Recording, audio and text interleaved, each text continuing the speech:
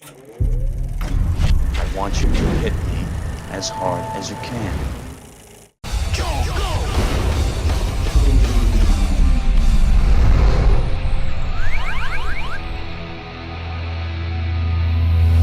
After the expected success of Age of Ultron, Marvel is looking to do it again this summer with Paul Rudd as Ant-Man. And even with all the hubbub over director Edgar Wright leaving the movie over creative differences, early reviews are suggesting that Marvel and Disney have another winner on its hands. But long before Ant-Man, Disney had another hit movie about a scientist dabbling in the realm of shrinking people back in 1989. Honey, I Shrunk the Kids, starring Rick Moranis as harebrained inventor Wayne Szalinski. This flick proved popular enough to give us a sequel 3 years later, as well as a ride at Disneyland and a TV series. But sadly, the Shrunk franchise came to a stop in 1997 with Honey, We Shrunk Ourselves, as this one not only went straight to video, but was also the last live-action movie Rick Moranis ever made before he decided to retire. Wow, was this flick really that bad to convince a legend like Rick Moranis to throw in the towel? Well, let's pull out our magnifying glasses and take a look, because you just can't get any worse than that last movie in the series.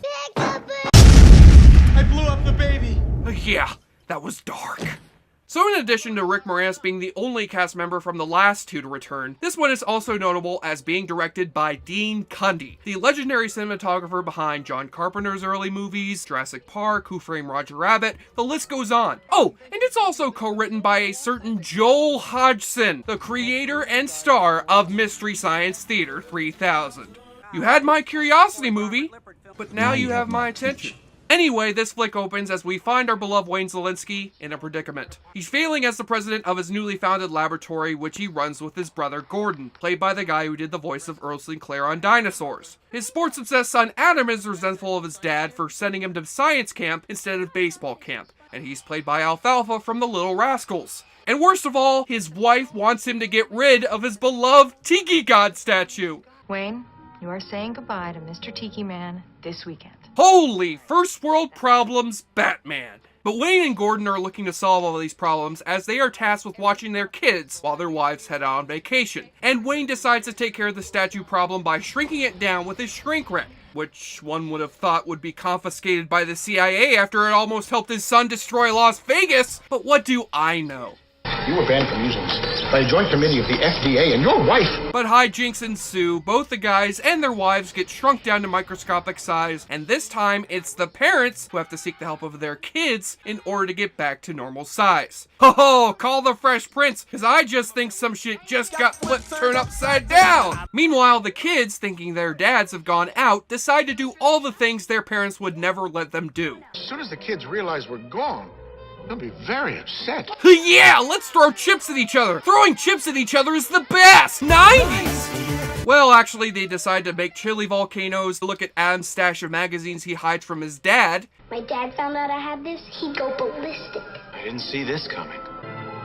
Are we to presume his kid is whacking it to pictures of Michael Jordan? And throw a wild party, which attracts the attention of the neighborhood kids, including a young Mila Kunis. Quick, someone tell her that if someone offers her a script called Jupiter Ascending in the future, do not do it! And as the kids party it up, the parents try valiantly to reach their kids downstairs through a series of the miniature set pieces this franchise is known for. Riding a Hot Wheels car, flying in a bubble machine, fighting off a cockroach, etc. But sadly, they don't come close to the quality of the effects from the first two movies, seeing as they're dealing with a direct-to-video budget. In addition to seeing the boom mic enter the shot, you can clearly see the background effects are presented in the wrong ratio as well. But if you forgive the movie for its lack of stellar effects, the rest of the movie isn't that bad, I guess. I mean, its humor is straight up sitcom, and at a mere 75 minutes, it's a very underwhelming closer to the Shrunk franchise. But Rick Moranis is likable as always as Szalinski, and much like the other movies in the series, it has an adventurous get-up-and-go attitude, and love for science that rubs off on you. After all, this was from the era when us kids loved shows like Bill Nye and Beakman's World, and actually gave a shit about molecules and protons and ultrons and shit. So as a relic of its era, Honey, We Shrunk Ourselves is a harmless and quick watch, which could have definitely been a better sequel, but considering it's a direct-to-video Disney sequel, could have been a hell of a lot worse. Oh, and in case you were wondering what happened to Amy and Nick from the other two movies, well, that's easy. They both died of radiation-induced leukemia. Hey look, when you get involved in your dad's science experiments, you have to suffer the consequences. Honey, I Gave the Kids Leukemia. Where is that sequel? Well, since it's possible your kids may be swimming around in your Cheerios, it's best to play it safe and crack open a beer, so you can play the awfully good drinking game.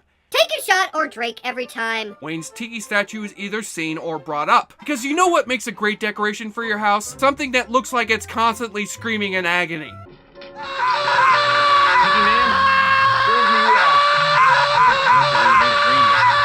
Adam's cousin refuses to take or mentions his hypokalemia medication. I'm not gonna take my vitamins. Because if there's any ultimate sign of rebellion towards your parents, it's refusing to take your life-saving medication. The paralysis could last 24 hours.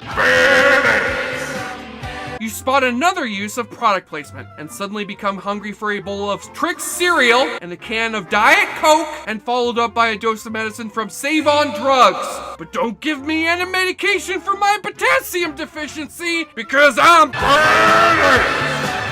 And take a double shot for the 2 times the parents encounter a huge bug. Do you have any kids? Silly me, you probably have hundreds. Yeah, that's cute. You do know that you guys being really tiny now means that Black Widow spider can now kill you with 1 bite? I thought so. Add them to the family plot!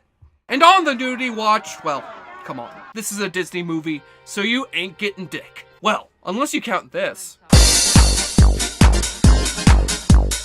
Hey, you know what I just realized? The brothers in this movie are named Wayne and Gordon. Bruce Wayne, Jim Gordon. I don't know, I just thought that was interesting.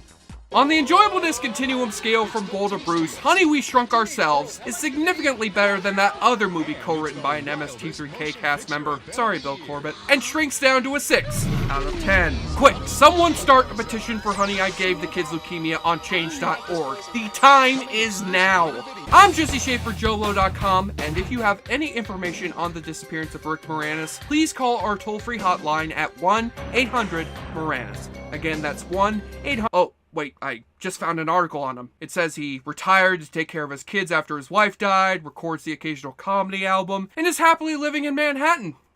Oh, well then, case closed. Joe Blow, he sure likes to drink a lot. Joe Blow watches movie like the hero man. Joe Blow. Hey everyone, Jesse Shade here from Awfully Good Movies. Thank you so much for watching. If you want to see me take on more good bad movies, click on any of the links you see here, or subscribe to see this show alongside all the great content that we offer here at JoBlo.com. And remember, hey everyone, Jesse Shade here from Awfully Good Movies. Thank you so much for watching. If you